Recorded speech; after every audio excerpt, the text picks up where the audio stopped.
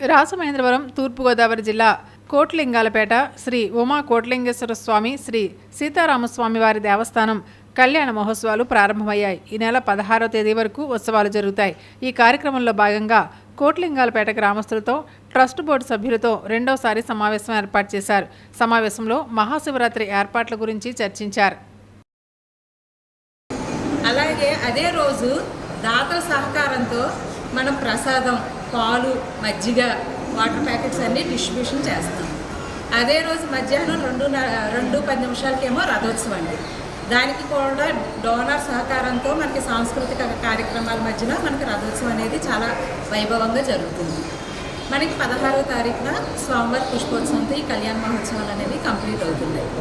అయితే మనకి ఈ సాంస్కృతిక కార్యక్రమాలు ఈ డోనర్స్ ఎవరైతే ఉన్నారో వాళ్ళు ఎంతెంత ఇస్తున్నారు, ఎన్ని లీటర్స్ ఇస్తున్నారు అనేది మాకు ఒక క్లారిటీ వచ్చిందనుకోండి, మనకి ఈసారి భక్తులు ఇంకా ఎక్కువ వస్తారు, రెట్టింపు వస్తారన్న ఉద్దేశంతో మీరు ఏర్పాట్లు చేసుకోండి.